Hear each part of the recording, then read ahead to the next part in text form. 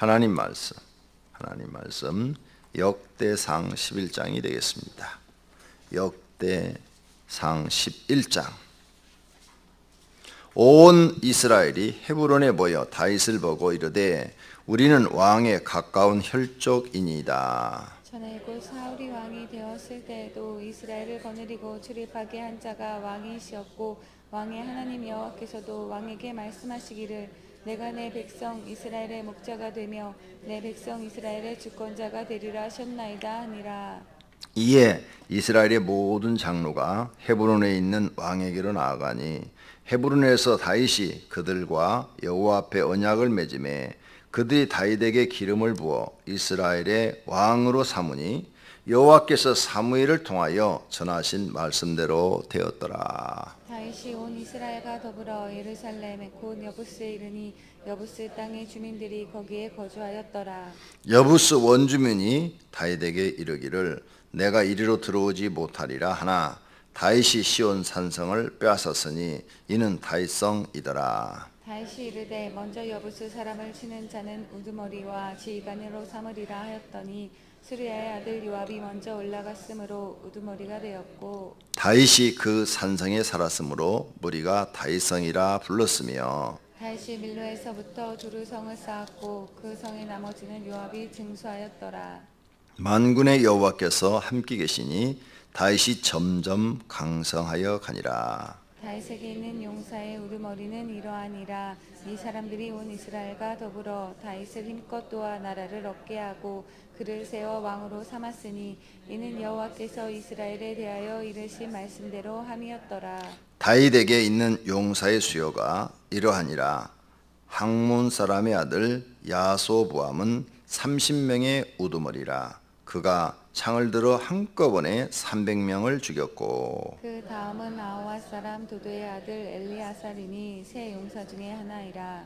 그가 바스 단밑에서 다윗과 함께 있었더니 블레셋 사람들이 그곳에 모여와서 친히 거기에 보리가 많이 난 밭이 있더라. 백성들이 블레셋 사람들 앞에서 도망하되 그가 그 밭에서 서서 그 밭을 보하여 블레셋 사람들을 죽였으니 여호와께서 큰 구원으로 구원하심이었더라. 30 우두머리 중 세 사람이 바위로 내려가서 아들람 굴 다윗에게 이를 때에 블레셋 군대가 르바임 골짜기에 진쳤더라. 그때 다윗은 산성에 있고 블레셋 사람들의 진영은 베들레헴에 이른지라.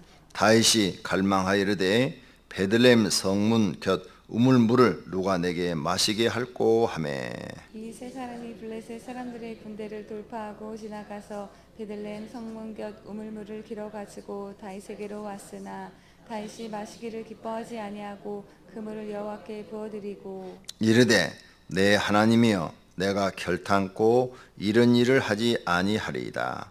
생명을 돌아보지 아니하고 갔던 이 사람들의 피를 어찌 마시리까 하고 그들이 자기 생명도 돌보지 아니하고 이것을 가져왔으므로 그것을 마시기를 원하지 아니하니라. 세 용사가 이런 일을 행하였더라. 요압의 아우 아비새는 그 세 사람 중에 우두머리라. 그가 창을 휘둘러 300명을 죽이고 그 3명 가운데 이름을 얻었으니 그는 둘째 3명 가운데 가장 뛰어나 그들의 우두머리가 되었으나 첫째 3명에게는 미치지 못하니라. 갑셀 용사의 손자 여호야다의 아들 브나야는 용감한 사람이라.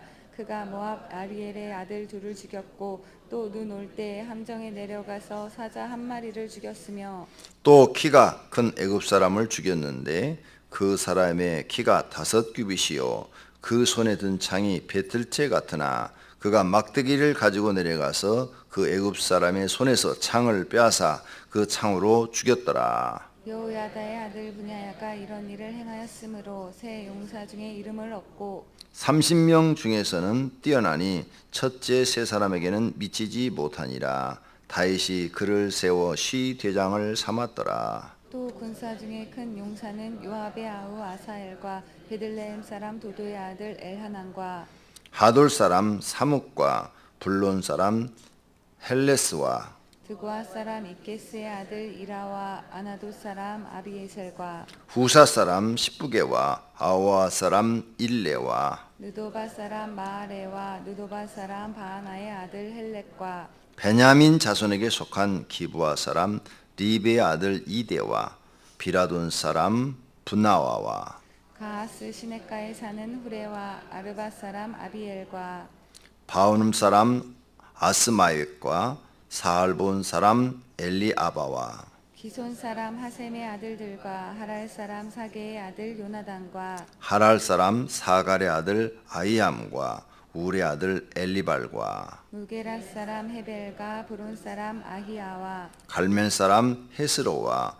에스베의 아들 나아레와 나단의 아우 요엘과 하그리의 아들 미팔과 암몬 사람 셀렉과 수레의 아들 요압의 무기 잡은 자 베롯 사람 나아레와 이델 사람 이라와 이델 사람 가렛과 헷 사람 우리아의 알레 아들 사박과 루벤 자손 시사의 아들 곧 루벤 자손의 우두머리 아디나와 그 추종자 30명과 마가의 아들 하난과 미덴 사람 요사박과 아스드라 사람 우시아와 아로의 사람 호담의 아들 시마와 여이엘과 시므리의 아들 여디아엘과 그의 아우 디스 사람 요하와 마아이 사람 엘리엘과 엘아람의 아들 여리베와 요사위아와 모압 사람 이드마와 엘리엘과 오백과 무소바 사람 야하시엘이더라. 아멘. 제가 저 밑에 앉았다가 일어나면 항상 현기증이 나더라고요. 요 의자에 앉았다 일어나면 아무렇지도 않은데 밑에 앉았다 일어나면 그래요. 하나님 밑에 앉지 말라고 그러시는 것 같아요. 항상 그래서 찬송가 한 곡 정도 안개는 위에 앉아 있는데 오늘은 또 일부러 앉아 있어 봤어요. 그랬더니 확실히 현기증이 확 나요. 현기증이 나서 꽉 붙잡고 있느라고 한참 머물렀어요. 피가 모자란 것 같아요. 한의사가 항상 나를 진명하면 그래요. 목사님은 피가 모자라다고. 아니, 내가 여자도 아닌데 피가 모자라냐고 그랬더니 하루에 매일 피를 만드는 양이 있답니다. 그 골수에서 만드는 양이 있는데 그 만드는 양보다 나는 더 사용을 한대요. 그래서 피가 모자라다. 일주일이라고 나한테. 일주일이세요. 운동하시고 일주일 쉬고 그러면은 괜찮습니다. 일을 너무 하십니다. 그래서 나는 별로 일하는 게 없는데요. 그랬어요. 난 육체적으로 별로 일하는 게 없잖아요. 그랬더니 피를 제일 많이 쓰는 곳이 뇌래요. 한의사가. 피를 가장 많이 소비시키는 게 뇌래요. 그래서 걱정, 근심, 무슨 스트레스, 생각을 많이 하고 그러면 또 공부를 많이 하다 그러면 피를 제일 많이 사용한대요. 뇌에서. 뇌에서 피를 제일 많이 소비시킨대요. 피가 우리에게 에너지래요. 그래서 매일 만들어지고 매일 없어지는데 계속 하루 종일 만들고 하루 종일 없어지는 거예요, 피가. 그러는데 그게 이제 우리가 이렇게 사용함으로써 이렇게 운동을 한다든지 일을 한다든지 이렇게 하면서 그 에너지가 소모가 되는 거래요. 그런데 머리를 많이 쓰시면 피가 제일 빨리 없어집니다. 그러니까 가능한 머리를 적게 쓰십시오 그러더라고. 생각을 적게 하라고. 그게 마음대로 됩니까? 안 되죠. 그래서 이제 한약을 지어주는 게 뭔가 하면 피를 더 많이 만드는 한약. 피를 더 많이 만드는 한약이니까 입맛이 돌아와야 되겠죠. 그러니까 많이 먹어야 피도 많이 만들어질 거 아니에요. 거의 이제 뭐 항상 하면 그런 식으로 얘기를 하셔요. 목사님, 일을 좀 줄이시라니까. 일을 주시려냐. 아니, 나 일을 별로 하지 않는다고. 그러는데 항상 같은 얘기. 자, 이제 제 얘기는 그만하고 성경으로 돌아가야죠. 사람이 머리를 안 쓰고 살 수는 없잖아요. 그죠? 머리를 써야죠. 하나님이 주신 것 죽을 때까지 써도 8%밖에 못 쓴다는데. 우리는 8% 정도밖에 못 쓴답니다. 아인슈타인 박사 같은 그분은 12%를 썼대요. 우리는 뭐 보통 사람은 8%밖에 못 쓴다니까 죽을 때까지 써도 열심히 써야죠. 자, 사울 왕의 이야기가 끝나고 이제 다윗 왕의 얘기 나오는데 자세한 내막이 다 빠졌어요. 열왕기 상에는 이제 이런 내용들이 다 기록이 되어 있죠. 그런데 열왕기 상이 아니라 사무엘하에는 다 기록이 되어 있는데 좀 빠졌어요. 다윗이 왕이 돼서 7년 동안 헤브론에 있고 그 다음에 헤브론에 있다가 이제 다윗성이라고 지금 명칭을 한 여부스 족속이 살고 있는 예루살렘, 그 예루살렘에 올라올 때는 7년이 지난 다음에 왔는데 그 기간의 내용이 지금 다 빠졌어요. 그리고 간단하게 요약해서 지금 말하고 있습니다. 1절에서 9절까지는 다윗이 헤브론에서 예루살렘 성에 입성한 그 내용이 기록되어 있고 나머지 10절서부터 마지막 절까지는 다윗을 따르는 부하들의 이야기가 전부 다 나와 있어요. 그럼 첫째, 다윗이 이제 이스라엘의 왕이 돼서 유다의 왕이었는데 온 이스라엘의 12지파가 찾아와서 당신이 우리의 왕이 되었소서 이렇게 해서 유다의 왕이 된 7년 후에 이제 북쪽에 있던 사울의 마지막 아들 무비보셋이 죽지요. 그래가지고 북쪽 왕조가 무너지고 사울 왕조가 끝나고 이제 다윗을 통일 왕국의 왕으로 모십니다. 그래서 이제 예루살렘으로 올라가려고 그러는데 여부스 사람들, 여부스 그 동네를 여부스라고 그랬어요. 예루살렘을 하지 않고 그 여부스라는 사람들이 그 원주민들이 살면서 절대 못 온다고 그러는 거예요. 그래서 누가 가서 저 여부스 사람을 죽이고 저 성을 빼앗는 사람을 모든 군인의 우두머리로 삼으리라. 우리나라 말로 하면 대장군으로 삼으리라. 이렇게 말을 했더니 조카 요압이거든요. 누나의 아들 요압이 부대를 이끌고 올라가서 그들을 진멸함으로 말미암아 요압이 이제 군대를 총주관하는 대장군이 되었다. 그런 이야기가 지금 나옵니다. 그리고 그 자리에 다윗이 살았으므로 이름을 다윗성이라 이렇게 이름을 붙였다. 근데 이 다윗성 그게 지금 예루살렘 성전이 약간 이렇게 비탈지는 곳에 있는데 바로 다윗성 위에 길 하나 건너 차도 하나 건너서 예루살렘 성전이에요. 차도 하나 사이에 그 빛이 다윗성이다. 근데 우리나라 성처럼 덕수궁이나 이런 것처럼 저렇게 크질 않아요. 경복궁처럼 크질 않아요. 왜? 땅이 평지가 아니고 이런 산 비탈에 정상이 이 정도 되면 거의 정상에서 얼마 안 되는 이 부분에다가 살고 있대요. 여기가 예루살렘이에요. 예루살렘이 산 꼭대기에 있는 도시예요. 산 위의 도시. 그러니까 산이 이렇게 있으면 산 위에 있는 도시가 예루살렘인데 거기도 이렇게 산이니까 비탈이 있을 거 아니에요. 거의 이제 정상은 아니지만 정상 가까이에 넓은 땅이 하나 있는데 그게 지금 솔로몬 성전터예요. 그래서 솔로몬 성전터도 그냥 우리처럼 땅이 넓어갖고 이렇게 수평으로 탁 있는 게 아니라 위에 성전터가 있고 약간 계단을 내려와서 또 밑에 또 이렇게 이게 경사가 져 있으니까 넓게 해가지고 거기는 이제 지금 아랍인들이 거기 쓰고 있는데 거기가 이제 솔로몬의 행각이다 이렇게 돼 있죠. 옛날에는 솔로몬 행각이 수평으로 이렇게 땅이 돼 있는 게 아니라 경사져서 내려와가지고 계단 타고 내려오면 또 다시 펴져 있는 거죠. 그래갖고 행각을 이렇게 씌워놨는데 그 밑에 또 밑으로 내려와가지고 도로 하나 건너서부터는 다윗성이다. 예루살렘 언젠가 한번 가보셨으면 좋겠어요. 자, 그래서 지금 이 다윗성이 곧 예루살렘 성이요. 그 다음에 이 다윗성이 바로 성전 나중에 솔로몬이 짓는데 성전문을 자기 집터보다도 더 위에다가 짓는 거죠. 위에. 그리고 솔로몬이 지었던 그 성전터 그 안에 바위가 큰 바위가 흙에 약간 올라와 있는데 그 바위가 무슨 바위냐? 거기가 옛날에 모리아산이었다. 모리아산. 그래서 아브라함이 이삭을 제물로 바쳤던 장소다. 성경학자들이 그렇게 말을 하고 있어요. 과거에 다윗은 주전 약 900년에서 1000년대 사람이고 아브라함은 주전 약 2000년 전 사람이에요. 그러니까 1100년이라는 기간이 있죠. 그러니까 다윗보다도 1100년 전에 살았던 아브라함이 그곳에 가서 모리아산에서 이삭을 바쳤던 곳이 솔로몬의 성전이 됐다.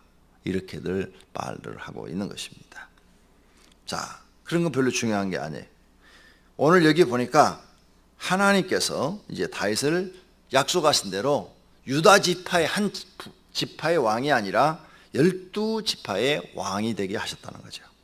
12지파에 가만히 7년 동안 기다렸더니 하나님께서 그렇게 작업을 다 하신 거예요. 일부러 왕이 되기 위해서 다윗이 야 북쪽 이스라엘 백성을 쳐 죽이자 그래가지고 왕이 되지 않았다는 거죠. 사울왕 같으면 자기가 전 지파의 왕이 되고 싶어서 능히 그렇게 했죠. 성품이. 그런데 다윗은 그러지 않았다는 거예요. 하나님의 백성과 싸우려고 하지 않았다. 하나님께서 자기에게 주실 때까지 기다렸다는 거예요.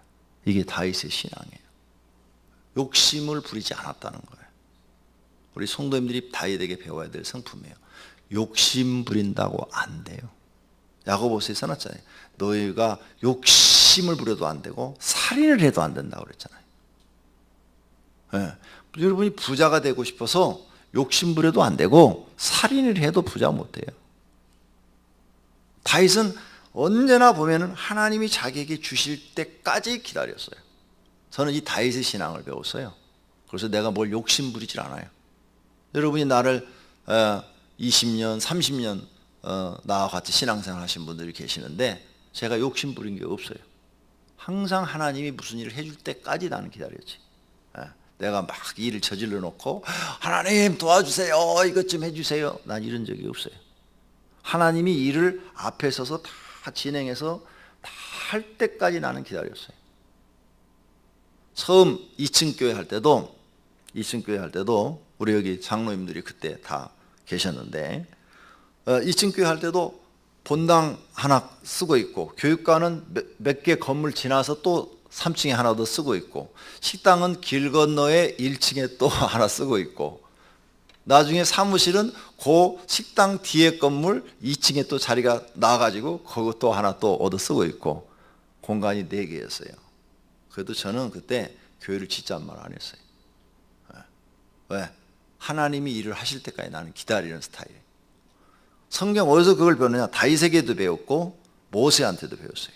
모세도 자기가 내가 이스라엘의 지도자가 돼서 저 백성들을 구출해 오겠습니다 이러지 않았어요.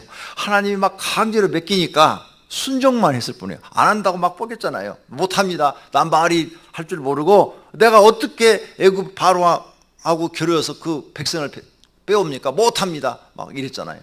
그래서 하나님이 몇 번 강제로 해서 딱 맡기니까 이제 목숨 걸고 순종하는 거죠. 그리고 모세 마음대로 이스라엘 백성 데리고 가는 땅에 확 들어가지 않았어요. 구름 기둥과 불 기둥이 움직일 때만 같이 움직였어요. 절대 자기 생각대로 안 했어요. 하나님이 앞서가시고 뒤따라갔어요. 나는 이것을 성경을 읽다가 깨달은 거죠. 그래서 나는 이제 욕심을 버리고 하나님이 인도하시는 대로 살아야 되겠다. 어제 저녁에 배영만 전도사 그 간증을 들어보니까 똑같아요. 자기가 한 게 없어. 그러죠? 무슨 사건 하나가 얽히고 막 얽혀가지고 자기가 한 게 아니라 자기가 또 아닌 어떤 우연 속에서 막 얽혀가지고 그걸 쫓아가다 보니까 자기가 개그맨이 되어 있는 거야. 그래서 그 가난을 면할 수가 있었던 거예요. 네. 개그맨이 되면서부터 이제 가난을 면한 거지. 지긋지긋하게 가난하게 살았잖아요. 콧물을 간식으로 먹었다니까. 그럼 뭐 되는 게 없어. 군대 갔다 올 때까지. 그죠? 아직 간증을 들어보니까. 그런데 개그맨이 되려고 된 것도 아니야. 그냥 모든 게 막 뭐가 됐는데 딱 보니까 자기가 되어 있는 거야. 그냥 누가 자기 발걸음을 인도하신 거예요? 하나님이 인도하셨다고 어젯밤에 간증을 했어요. 하나님이 자기를 인도하셨다고. 저는 간증 그렇게 들었어요. 제가 잘 들었습니까? 저도 그렇게 살아왔어요. 지금까지. 내가 욕심을 부리지 않았어요. 결혼 문제까지도 나는 하나님께 양보를 했어요. 결혼 문제까지도 하나님의 뜻대로 하시라고. 나는 내 생각을 다 버리고 하나님이 인도하신 대로 살아가고 내가 욕심 부리지 않고 내가 앞서서 일 저지르지 않고 하나님이 일을 해주면 내가 순종, 충성 이건 내가 하겠다고. 순종하고 충성을 하겠는데 하나님이 안 주시면 교회를 건물 이런 걸 안 주시면 이 친교회 나는 충성하고 순종하겠다. 이게. 그래서 그때도 교회 내가 진락 안 했어요. 근데 저 세 분이, 이효섭 장로님, 정치구 장로님, 조정욱 장로님 세 분이 그때 나한테 설득을 한 거예요. 교회 짓자고. 아니 우리 교인들 가난한데 교회 어떻게 지어요? 그랬더니 그래도 지어야 된대. 이제 이렇게 막 몇 군데 본당 따로 있고 교육관 따로 있고 식당 따로 있고 사무실 따로 있고 이런 것보다는 조그마한 거라도 하나 지어서 드려야 된다. 그래서 우리 교인들 돈 없는데요. 그랬더니 건축 작정을 한번 해보자. 그럼 알아서 하십시오. 다 맡겼어요. 다 맡겨가지고 내 잊어버리지도 않아요. 예산은 얼마를 세우느냐? 5억. 5억이 돼야 땅을 사가지고 한 40평 정도라도 건물 평수가 올라가는 게 한 40평 정도라도 올라갈 수가 있어요. 40평. 그러면 한 3, 4층으로 이렇게 지으면은 지금 막 나누어서 이렇게 예배 드리는 것은 면할 수가 있다는 거죠. 그래서 5억을 예산해서 작정을 딱 했는데 6천만 원 나왔어. 그 6천 갖고 어떻게 지어? 못 지어요. 그래가지고 내가 다 불렀죠. 남자 집사들만 싹 오라. 그래 다 해서 6천 나왔는데 6천도 이게 그 중에 1,000만 원을 누가 써냈는가 하면 지금 나오고 있는 여자 집사님인데 청년이었어 그 당시에. 근데 그 청년은 한 달에 수입이 100만 원도 안 되는 청년이야. 근데 그 청년이 1,000만 원을 써냈는데 내가 딱 볼 때 이건 부도다. 이 청년이 지금 1,000만 원이 무슨 돈인지 모르고 개념 없이 써낸 거다 이거. 절대 이 돈은 나올 수가 없는 돈이다. 이 청년 지금 한 달 수입이 100만 원도 안 되는데 어떻게 1,000만 원 이 사람이 헌금할 수 있겠냐. 이건 불가능한 얘기다. 근데 이 청년이 그 제일 많이 써낸 거요. 제일 많이 써냈는데 그 우리 교인 그때 나오는 성도 중에서 제일 못난 사람이야. 제일 못난 사람. 그런데 그 청년이 1,000만 원을 써내는 거야. 기가 막힌 거야. 부도가 나든 어쨌든 감동한 거예요. 감동을. 그래서 다 불러놓고 다 사실을 공개하고 자 이러니 만약 여러분들이 교회를 지려면 이렇게 헌금해갖고 못합니다. 여기 집사님들은 다 1,000만 원씩 하고 여기 안수 집사님들은 2,000만 원씩 하고 나도 2,000만 원 하겠다고.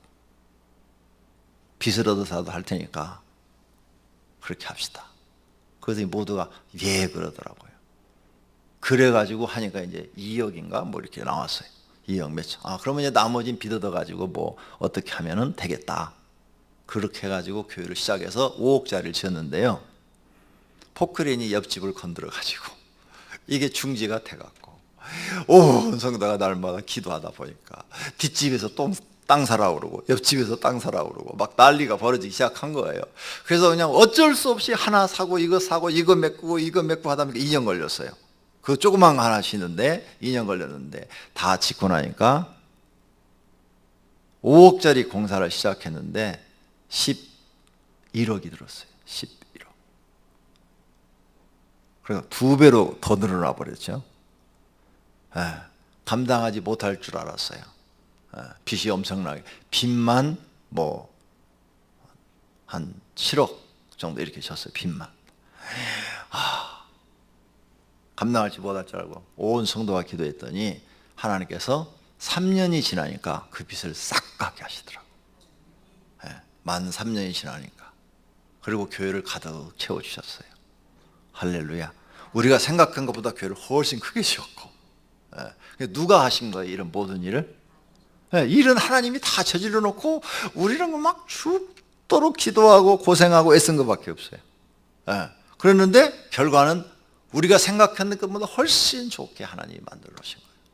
그래서 5년 만에 도저히 수용할 수가 없어서 또 중축을 똑같은 평수를 했어요. 처음에 350평이셨는데 중축을 또 350평 정도 해가지고 700평을 쓰다가 일로 지금 오게 된 거죠. 이것도 지금 하나님이 일을 다 저질러 놓으시고 우리를 여기까지 지금 인도하신 거예요. 다윗도 그랬어요. 다윗. 그 다음에 모세도 그랬고. 내가 이걸 공개하는 것은 성도님들이 욕심 부린다고 되는 일이 아니라는 거죠. 인생은 내가 욕심 부린 대로 되는 게 아니더라.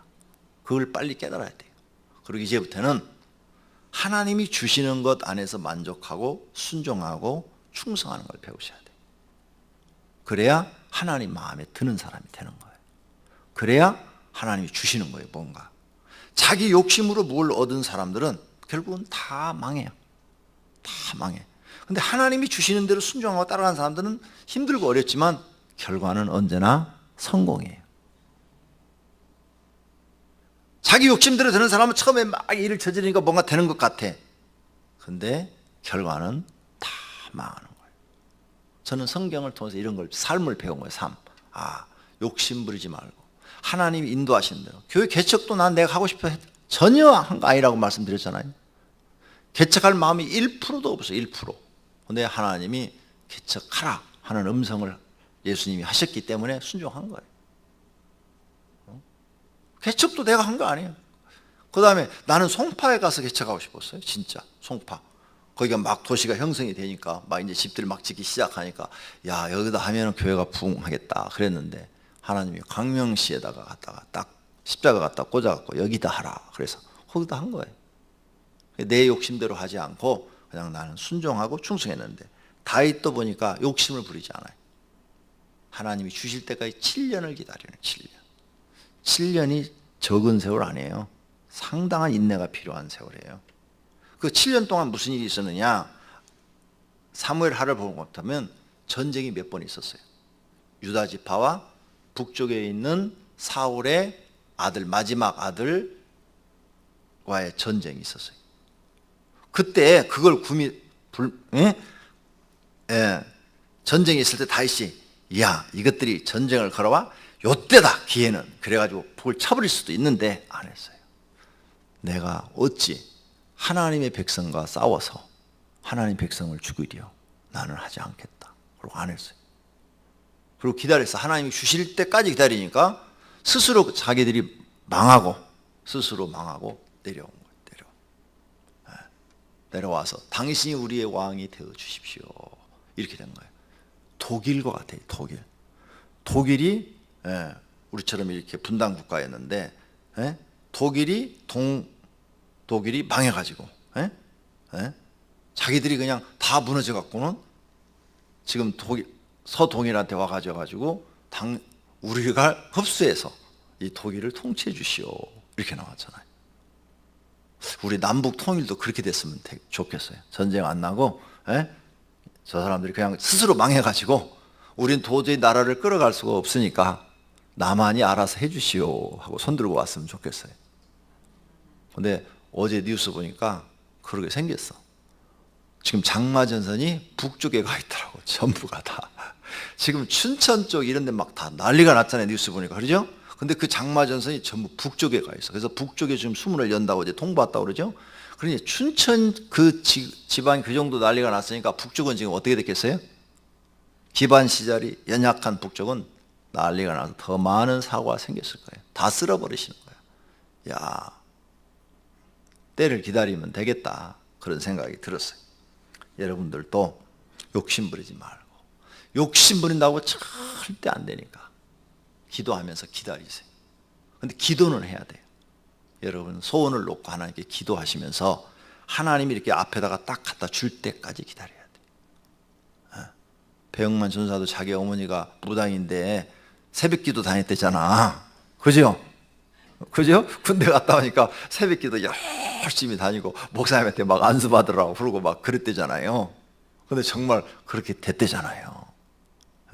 그러니까 새벽기도를 꾸준히 하시면서 기다려요. 하나님 앞에 여러분의 소원을 아뢰고 하나님 내가 이렇게 살고 싶습니다 라고 아뢰고 하나님이 앞에서 인도해서 일을 만들어 가지고 어쩔 수 없이 막 일이 터지니까 막 메꾸고 쫓아가다 보니까 축복해 주신 거야. 그게 하나님이 앞서 가시는 거예요.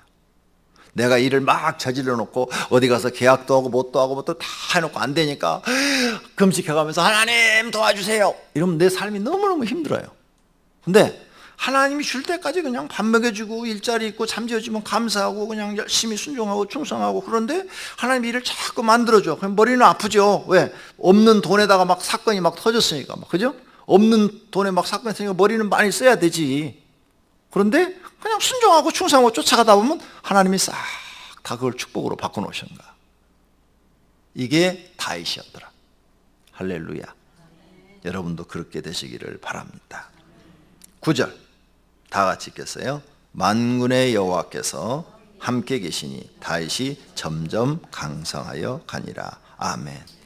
사울은 왕을 탁 세워가지고 브레스가 전투에서 딱 이겨가지고 영웅이 되어버렸어요. 영웅, 이스라엘의 영웅.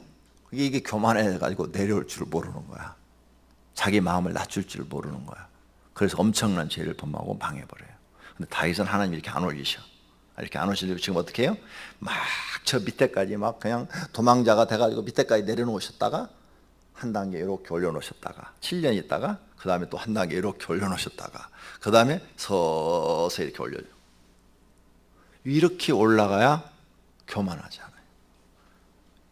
여기 계신 분 내가 100% 예언할 수 있어요. 복권 당첨되면 그날부로 교만해서 못 쓰게 돼요.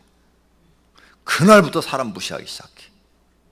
자기가 언제 돈이 그렇게 많았다고 돈도 없는 것이 막 이러면서 남 무시하기 시작해요. 갑자기 돈 들어오면요 교만해지지 않는 사람이 없어요. 근데 서서히 자기도 모르는 사람이 이렇게 올라가면 모르는 거야. 자기가 언제 이렇게 부자가 됐는지도 모르는 거야. 그러니까 항상 그 낮아졌을 때 그 마음을 그대로 가지고 있는 거죠. 하나님 다 계획이 있어요. 사울은 갑자기 올려놓고 영웅이 되니까 이게 못 쓰겠는 거야. 그래서 다윗은 하나님께서 밑에서부터 스무스하게 올리시는 거죠. 그렇게 했잖아요. 함께 계시니 다윗이 점점 강성하여지니라. 그래서 나중에 죽을 때는 주변 국가가 전부 다 다윗의 속국이 돼. 가장 애굽보다도 더 강대한 나라의 왕이 됩니다. 역사책을 보니까 그래놨어요. 그 시대에 가장 강대한 국가의 왕이 다윗이었더라. 여러분들도 그런 하나님의 축복을 받으시기를 바랍니다. 마지막으로 10절서부터는 이제 막 30명이 용사가 있었는데 한 사람이 막 300명씩과 싸워서 죽인 이 용사들이 있었다고 막 나오죠. 그러니까 다윗이 주변에는 대단한 장군들이 있는 거예요. 장수들이. 혼자서 300명을 싸워서 죽일 정도면 이건 뭐 대단한 거예요. 그런 사람이 여기 3사람이나 지금 등장을 해요. 그럼 그런 장수들이 다윗을 딱 호연해요. 큰 인물 뒤에는 또 큰 인물의 사람들이 함께하더라. 여러분들이 그렇게 쓰임받는 축복의 사람들이 되시기를 예수님의 이름으로 축원합니다. 기도하겠습니다.